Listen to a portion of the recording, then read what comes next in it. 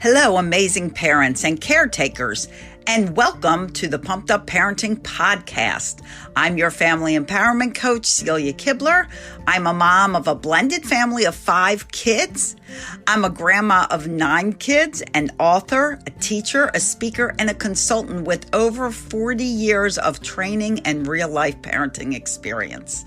I'm here to offer you practical, doable tips, strategies, and techniques that will pump up your parenting skills and create peace, love, and laughter throughout your family. In addition, I'll be interviewing some great humans that are on a mission to make your life a better, happier, and healthier life.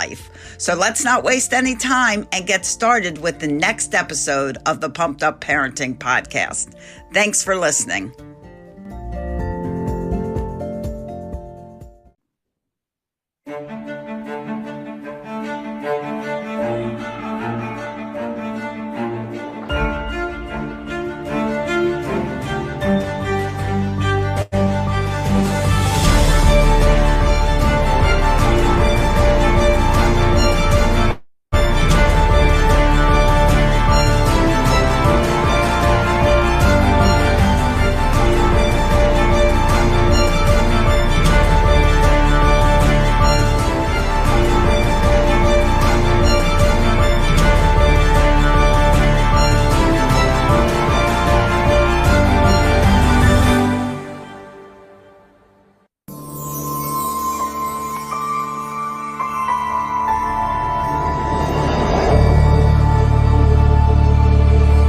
Welcome to the International Day of Calm Summit.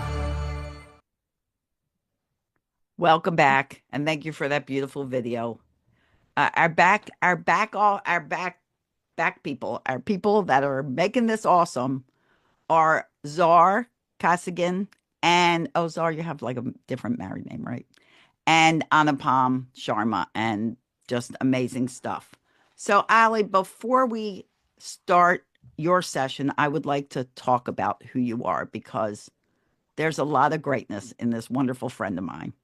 Ali McClure is an award-winning trainer, author, teacher, and special needs expert in the UK.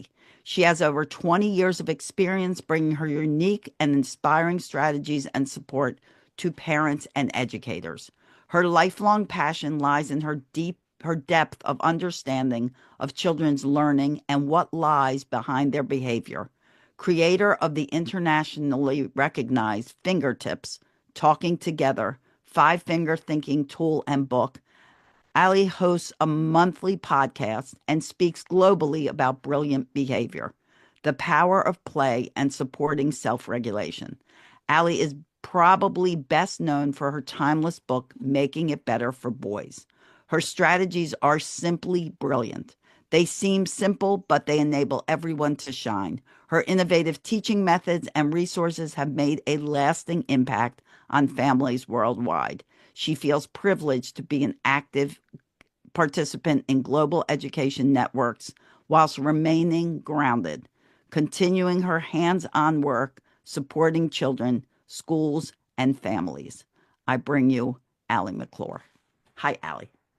Hi, Celia. What an introduction. Well, you're a pretty wonderful human. Thank you. And I'm so glad that we met. It was about a year ago now, wasn't it? Yeah, well, a little before, because we met also socially. Met online following each other. Well, that was right. Celia and I met in a taxi cab in Vancouver when we were at the World Forum, and we were coming to the end of that. And in our taxi cab, which we happened to share, we discovered that we'd been fans of each other's work. And a year on, oh my goodness, the biggest so much. fan Here ever. you are on the board of directors of the Day of Calm, and it's just speaking. Wonderful. Thank you. And for that lovely introduction. So I'm so thrilled to be able to follow your opening keynote for the Day of Calm Summit. And I picked up some things from that, which will really help as we go into my presentation. And I know that Anupam is very kindly going to share the slides for us. But what I will be asking is for somebody to join in with me. I may be asking a few questions as we go along. So One of the things that Celia said is what is missing from the world today is listening. And in order to listen, we need to make time for our children to talk and for us to talk and for us to listen together. So I'm introducing you to my hand. It is as simple as that. That is why the logo is a hand, and I love the sprout. It's a growth coming out of there. So fingertips is about talking together. It's talking together, learning together, and growing together with your children. And the things that Celia was talking about were things that grown-ups will do that will model to their children. And the fabulous thing, in fact, all of my strategies work for grown-ups as well as for children. But the fingertips talking together tool makes such a difference because it enables adults to be able to talk. In fact, I think that's on the next slide, Anna Pam. Thank you. Next slide, please. That's it. So the fingertips is the tools to talk about learning and the tools to learn through talking. Those of you who are in education will recognise that that's a description of what oracy is. And that's a big thing that is being encouraged in education and in families now. It took me a long time as I was developing this tool to actually put my finger on what it was because it is so many different things. But actually, 5-finger thinking sums it up. So let's find out a little more. Next slide, please.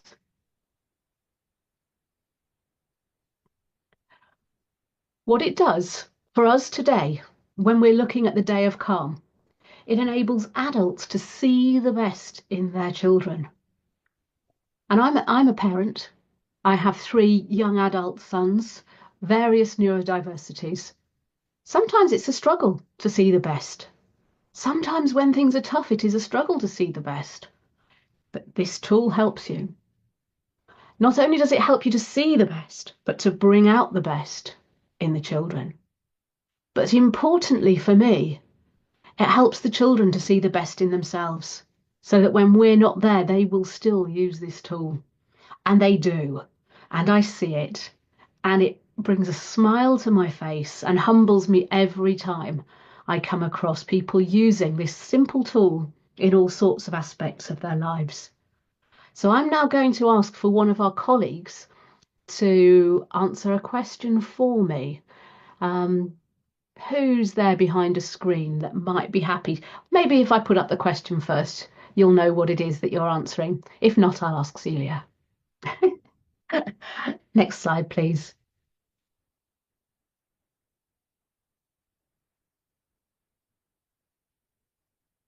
Each finger is a gesture. This is the first gesture. Very specifically, it's a thumbs up. We know that as that's great, that's good, what are you good at? But actually, I worked with that for a very long time. And if you refine that question to what are you particularly proud of, it can open up all sorts of conversations. It can open up conversations between adults and children, and among children. If you're here and you've got tiny children and you think, well, what about them? It actually opens up conversations. You can reflect on that child who's non-verbal. Maybe they're autistic, maybe they developmentally are not able to speak. When I first discovered this, I couldn't believe how many ways there were. So I'm wondering, Wendy, are you there behind your camera? I wonder whether you would partake in this for me.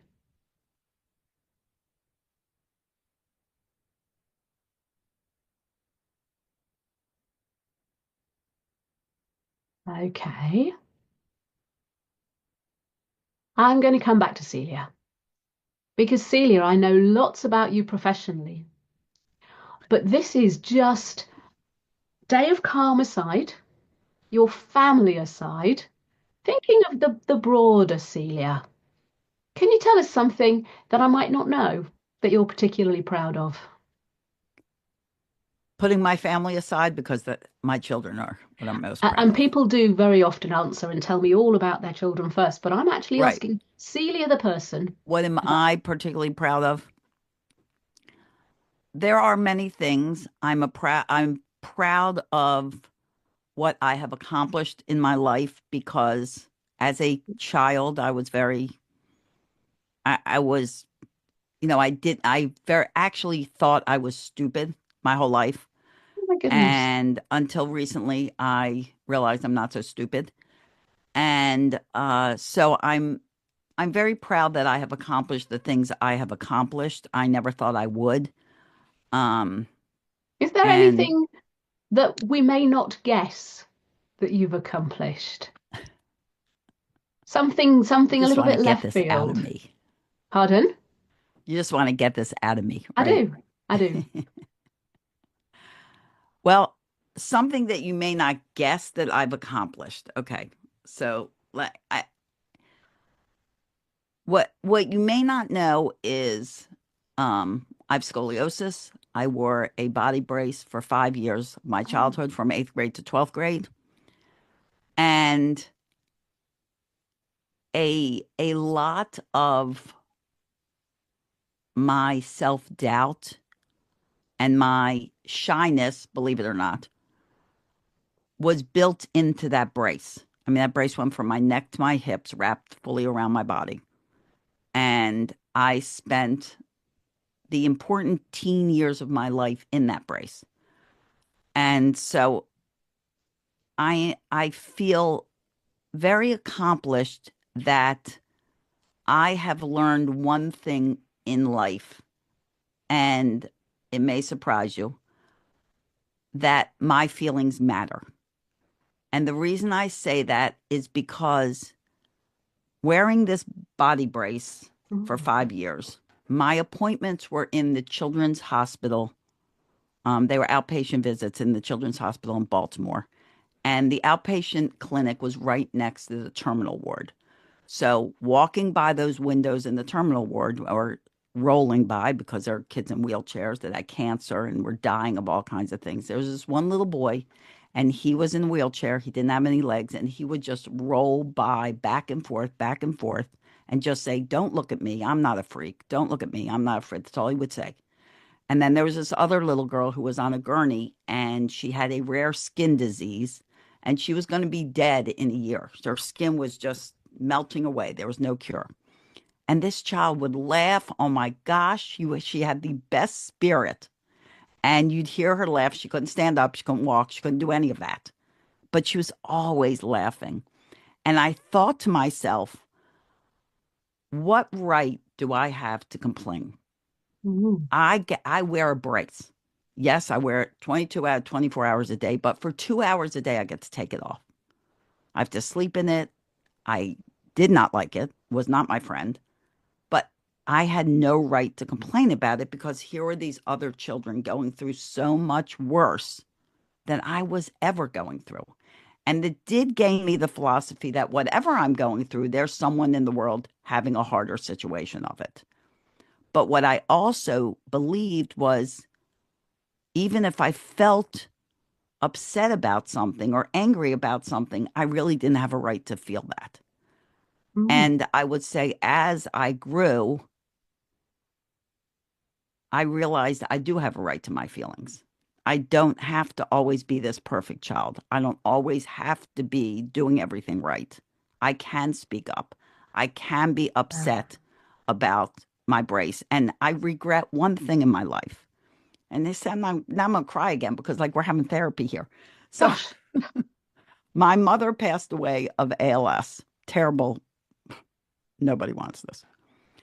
And she had to wear, a BPAP, CPAP, I don't know what letter it was, on her face. And she did not want to wear it. And I said to, and she would complain about it, but she would write and complain because she couldn't talk. And I said to my mom, Mom, I had to wear that horrible brace for 5 years. You just have to wear a mask. Don't complain. And it was that moment when I thought, why can't she complain? She's going Yeah. through ALS. She's lost her ability to speak, to eat. Yeah, she has, if anybody has a Every right right. to complain, my mother, who was like the angel on this planet, had a right to complain. And it was then, really then, and that was 7 years ago, that Yeah. I realized we do have a right to our feelings. no matter what the situation is, we do have a right to our feelings. Oh, And I wow. always believe that of everyone else, but not myself. Gosh, that's very open and some really deep things there, which is, Do I have to pay you for this therapy session? yeah, I'll bill you later. Okay. That's fine. It's okay. I'll donate the fee to the Day of Calm. That's great. Um, what you've said is being able to speak out about your feelings and know that your feelings are valid. When I talk to parents and teachers who have been using this fingertips 5 finger thinking tool, the things that they say they're particularly proud of are little things that they've done that have helped them to work with their children. A family that I work closely with said finishing work on time. And when you hear that kind of answer, it's like there's a bigger story there. What was stopping you from finishing work on time? Was it just a culture? And it's certainly something I can be guilty of. One of the mums who has just rebuilt a relationship with her child says playing on the trampoline, having the freedom to play on the trampoline, and the difference that's made to her and to her daughter has been absolutely huge. One of the dads that I work with, he is in Britain, but he works with the US Times. So he was struggling because he wasn't having as much time as he wanted to have with his daughter. So one of the things I suggested, actually, it was an idea that I borrowed from someone else, going for a coffee with his daughter in the morning before school. And I was reflecting with them and saying, oh my goodness, how far your daughter has come. And they said, oh, well, we've been doing this, we've been doing that. And we use fingertips to talk at the dinner table every night. And that's the first time those parents have realized that they're able to talk about what they are particularly proud of. When I spoke on this was it the very first World Forum Foundation where I spoke on it, and that was in Panama. I asked one of the delegates there, what are you particularly proud of? And it was our friend Rob Fox, Celia, and he spoke up and he said, I've become a local politician. And that's, oh my goodness, that opens up a whole new picture of what's important to this person. And I would want to do what Celia said is so important: listen, ask questions. So it's a very simple question, but actually it's got depth. When we're working with children, sometimes they struggle a bit to know what particularly proud of means. I feel pride inside that I tried. So one of the things that I'm particularly proud of is my work makes others shine.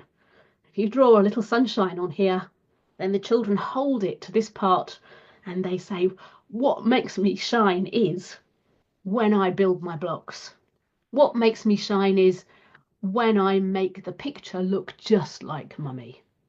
So it has all sorts of depths for one simple question. Now I'm going to introduce you to 3 of the questions today, so we've got a short time together. Let's move on to the next slide and see what we can see with the little girl there. What is your child particularly proud of? I wonder if any of the people here have a child or can think of a child that they've worked with. And regardless of this picture, what would you say your child might share with you that makes them shine or is particularly proud of? Volunteer, people. We need a new volunteer. Come on, the pressure's on. Raise your hand. Anupam will see it and bring you up. Can anyone listening be brought up, Anupam? Yeah. Well, there's a lovely comment from MT Johnson. So it would be great if MT Johnson. Oh, is Betty? Betty looks like she's going to join in. Oh, good. Oh, Okay. and Chris has got his hand up too. We're all here now. Chris, speak out for us. Can we can't, you can take me away if you can see somebody else. Can we There's see somebody Chris. else? Good morning, guys. Great to be here. I'll jump right into it. As per what my child is proud of, my daughter's 4.5 years old, and she's very Yeah. creative. And just a few weeks ago, out of the blue, she told my wife at bedtime that she wants to make a dress. She wants to create dresses. And she's always been very interested in fashion, to our surprise, because we are not particularly clothes horses or fashion forward. But she's always just had an eye for it. And so we heard this. We said, sure. The next day, my wife sat down with her and they designed dresses. They drew dresses and colored them all in. And then my wife told her mom, who used to sew, and her mom's mom used to sew, and her mom immediately bought her a sewing machine. Fast forward to just 2 days ago, my daughter went to her first sewing class, and she made a drawstring back that she is exceptionally proud of, and she really is taking to this um, with a shine. You know, she's Oh, actually, and I like that with a shine. That's lovely. And yeah, your example is absolutely perfect of how just beginning these conversations with our children, we can find the very thing that helps our child to shine, and we may have no idea that that was what it was. right. One little boy who parents started having these conversations with, it turns out that he liked archaeology. Mm, He'd been to his granddad's for the weekend, and they said, "Oh, what were you particularly proud of at granddad's?" "Oh, I went digging in the soil and I found rocks and stones and bits of pottery." And it turns out that this granddad had already worked out, because maybe granddad had more time than mum and dad. Granddad had already worked out that this little boy liked that. So he had been in his own garden, broken up. He'd got some antique pottery, he'd broken it up. Those people who don't come from England are probably saying, "Oh no, don't do that. We've got tons of it over here." Broken it up, put it in the ground for his little grandson to find. And his grandson now loves digging, excavating, finding these things. And it's become a real passion for him. And when a child is struggling to have something that makes them shine inside, and we know we can talk about that, we've got Betty and Jacqueline to talk to now. Let's go for Betty first. Yes, good morning, everyone. Good morning. My name is Betty, and I really enjoy being here with us. And I like the discussion so far, and I like your teaching so much. One thing that I could like to talk about that my children are proud of every day. I deal with children with disabilities in my I workplace. remember, yes. Yes, and every day I ask them, are you happy today? Are you happy to be in school? Can you tell me where you are happy? And most of the answers I get is that I am very happy because I can be able to do what the other children are doing. They're Ah, very, yes, they're very proud that they can be able to complete their work at the same time with the other regular children. They're so very we're able. talking inclusion there, Betty. Inclusion, yes. That they're Absolutely. very proud that the teacher can praise them, that they're very proud that they have a sense of belonging in an inclusion setting. And that's what makes me my heart melts. Oh, that's They fabulous. are, yeah, they're Can I proud. challenge you, Betty, Yes, to go back and yes. when that child says they're so happy to belong and to be part of it, dig deeper. Say, what is it in particular? What have you done today alongside your classmates that made you shine inside? And it might be that they sang a song. It might be that they threw a ball. It might be that they managed to be part of a group. And what it does is it empowers children in something we call metacognition in England.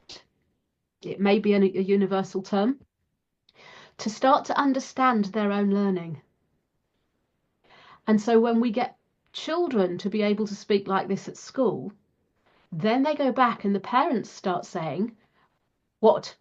gave you pride inside today? What made you shine inside? And the child says, actually, the cross hatching on my picture. And the parents go, whoa, what on earth is cross hatching? Oh, can I show you? And then the parent gets to learn from the child. And it opens up this just fabulous conversation. I'm loving seeing Celia's face because we've talked about this a lot, but I haven't actually gone into depth. And I can sort of see the light bulbs going on in Celia. Oh, that's why she keeps banging on about it. That's why it makes such a difference. Let's go to Jacqueline. Thank you so much, Betty. You're welcome.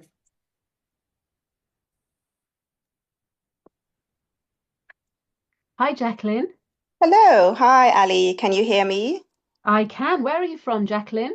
I'm currently in Canada, but Oh, I've lived in England I actually can quite some hear. time. Yeah. I'm originally from the Caribbean, but I lived in England for 16 years. So I've been a bit of a multicultural mom, I would say. Whereabouts in the UK did you live, Jacqueline? I used to live in when I was at university, I lived in King's Cross, that area. Okay. Yeah, Yeah, very yeah, King's Cross, Russell Square area. very nice. And then I lived in Hounslow as well, which is West London. Yes. Are you from London, Ali? My son lives in King's Cross. I live in Guildford, sorry, so you will Ah, probably know that. yes, yeah, absolutely. Oh, wonderful. Oh, I'm so Mhm. delighted to be here. I actually met Celia just a few days ago, so very, very recently online through Oh, great. yeah, through another friend of mine who's also parenting expert, Gabriel. And I'm really delighted to be here. I'm a mom of three boys like yourself, so I'm very Uh-huh. passionate about boys and how we nurture our boys. Yeah. Um, and I'm a parenting coach also. But what I wanted to share was what I think my sons, at least one of my sons, would say about what he's particularly proud of. I actually was having a conversation with him at bedtime because that's, as we know, it's one of the bedtimes to connect with our kids. And I asked my 6-year-old, I said to him, so tell me some things that you've learned from mummy. And he said, how to be kind. And I said, Mm. interesting. And I said, tell me more. And he said, how to manage my emotions. And I thought, oh, wow, okay. I gave him a big kiss. I said, tell me more. What else? And he said, how to treat others with kindness. And Uh-huh. I said, oh, wow. That's so cool. Tell me more. And he went on, and he probably gave me about six different things that he learned from he said that he learned from me, Uh-huh. all related to values and family values, because we have this thing in our house where we have our family values posted on our walls. So Yeah. we refer to them ever so often and remind ourselves of them and try to embody them and practice them in our daily lives and with each other. So I said, do you think that you're kind? Do you treat your friend with kindness? And are you better able to manage when you have those big reactions? And all of his responses was yes, basically. And I Oh, thought to myself, oh, he must feel so proud of himself right now talking about this because he's basically saying to me, I'm proud, mummy, I'm showing kindness to others. I'm proud, mummy, because I'm learning to better manage my emotions. And I think that was and the light on his face, the big eyes and open. that's the thing. Yes, they light That up. is the thing. And that's absolutely fabulous because we can see in our children when they're shining. And that's Absolutely. why I use the word shine as well.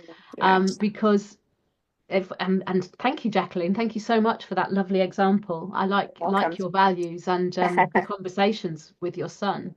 Thank you. That brings us back to this picture because this little girl in this picture is not able to use her words. So I wonder if she was a little person in our lives, if she was a little child we worked with, or a child in our family, from this situation here that we can see, what do you think it is that's making her shine inside?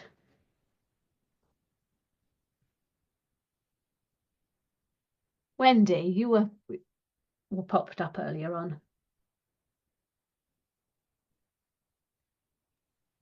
There Hi, she Ali, is. I'm here. Hi, Wendy. I'm putting you on the spot, my friend. What do you think makes this little one in the picture shine inside? Mm. That's fine. Okay, well, the conversation has been pretty interesting. It's interesting to hear Yeah, perspective from different people in different locations. You that's know, fabulous. what your child particularly do you're proud of, you know. So I Yeah, come from a part of the world where it's pretty highly normal to yell. I'm actually very passionate about the day of calm because um, it's so when you don't yell, it's actually you are actually doing the wrong thing. Where I come yes, from.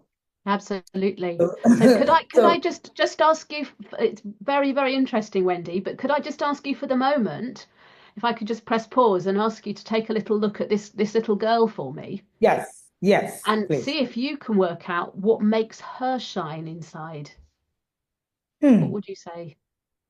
I would say the calm, the calm that is around that picture says a lot. So I would say the calm. Ah, Mhm, she may be proud of the calm. mhm. I wonder, we can't actually, I can't see the slides at the moment. Anna Palm, could you pop them back Yeah, up we again? Right, lost the Sarah, slides. Could you pop the slides back up? It was a little girl in the outdoors and she had And a couple Wendy, of, sorry, we'll bring you back up.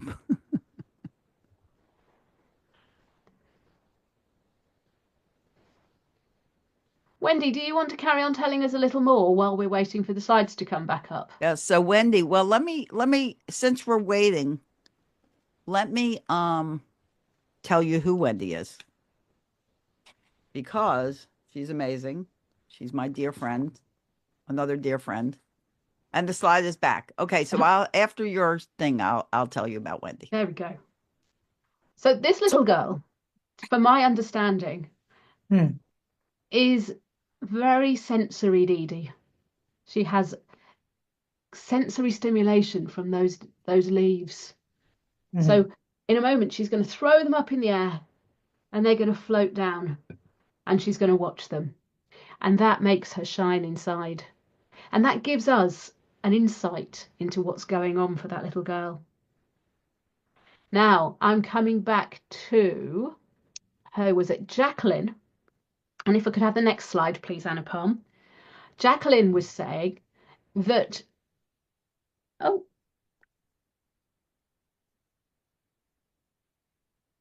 skip on from that one, would you? Thank you. Jacqueline was saying that she was asking her son, what is it that I've taught you that's helped you? But one thing, the next question I like to ask is the pointing finger. And we know it's rude to point. Okay, we're jumping around a little. I'll work with the finger here. A pointing finger is what helps you or who helps you. So maybe next time Jacqueline has a conversation with her son, she might say, what were you particularly proud of today? What made you shine inside? What helped you or who helped you? And it's fascinating to find out from our children what helped them today. And I have an example of a little boy who told me that his patience helped him today because he had his favourite instrument. This was a little 6-year-old boy. He had his favourite he had his favourite instrument. And we have several children in our school who have additional needs. And a little boy was joining us for the first time. And he came and he took that instrument from in front of this child. And I watched this little child. And there was to be no reasoning with this child. It wasn't a situation to actually cause any conflict. This little child took the instrument and played with it. And this other little boy was so generous and so kind. And he made a gesture to me to say, Mrs. McClure, it's okay. It's okay. You don't need to get it back for me. He can have it. So he told me that his generosity and his patience were what helped him that day. But moving on, to the next slide, please, is the middle finger. And you'll be pleased to know that it's a horizontal finger. It's a lot to do with self-regulation. For me, self-regulation is the journey from self to others. And if you take your arm, I'm leaning back, it's the longest arm, it's the furthest away from yourself. And as Celia alluded to, we're not fully formed until we're about 25. We're not able to fully self-regulate until we're around 25. So there will always be things that are tricky. And this is the longest journey when I'm working with children. This is the longest journey, and you start off here. What's tricky and how do you tackle it? And having a conversation with a child, you don't dive into that one. That's the only one that you don't dive into. But you do one of the others first. What's helped you, or what were you particularly proud of? And then what was tricky and how did you tackle it? And very often our children will do the pepper thing that Celia said before they dive into this. They will pause and they will evaluate. I have an acronym similar to it. What's your third P for, Celia? Third P is plan. Plan. And then Act. act. Pause, evaluate, plan, when the children, act. absolutely, when the children are talking about this, you can see the cogs whirring. Oh my goodness, what was tricky and how did I tackle it? And if we're talking about encouraging parents to have conversations with their children, if they're prepared to open up and say, in my day-to-day, what was tricky for me was I had to get a report in. And it was really tricky to get it in on time because the computer didn't work. And then, if the family are used to this conversation, they'll begin to say, oh, well, how did you tackle that? Oh, well, actually, what I did was I was able to go and use my colleague's computer. Or I was able to do some other work and then come back and do that work later. What example, and Celia talked about role models a lot, what example does that set to our children when we start opening up and talking about what's tricky for us? And it comes back to the family I was describing earlier on. They're now doing that with their children. And what I noticed with them, firstly, I noticed a big change in their daughter because the daughter is the one I work with. But I noticed a big change in that family. Those parents were so much calmer, so much more self-assured, and I think were reflecting on things for themselves. Now that is a pebble in the pond that begins the ripple effect, and that is what this fingertips does. It is 5-finger thinking, so there are 2 others, but I'm just going to start you off with those 3 today. And if you share with one family that sitting down at dinner time, sitting over a meal, on a car journey, talk about what helped you today or who helped you today. What were you particularly proud of? Or, as the second question, what was tricky and how did you tackle it?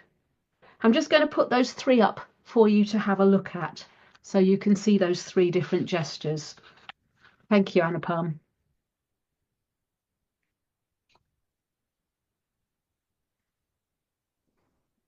So that's your starter kit for those 3 there. My mission today is to ask you to help me to reach 1 million families. Because you can see in the corner of each of those pictures that there is an international impact initiative. And when I first spoke on this in Panama, I was approached by somebody from the World Forum who said, you do realise that the work you're doing there has a huge impact on children and families, and it's really important that this is shared. So I do have a little call to action for you at the end for how you can share this with other people. But let's move on to the next slide. if this is working in a family, and I'm using a family as an example, but it could be in a workplace, it can be a coaching tool, it could be in teacher training, it could be within a staff room.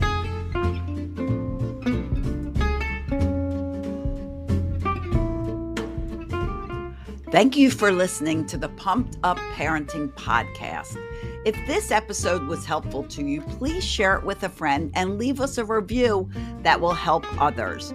Wonder why kids don't come with a manual? Well, wonder no more, because I wrote you one, and it's just won a wonderful Mom's Choice Award. Go to celiasbooks.com and buy your copy of Raising Happy Toddlers, as well as my children's books. I appreciate you being part of my mission to help 10 million parents stop yelling at their kids. Please be intentional and hug on those kids of yours. See you at the next episode.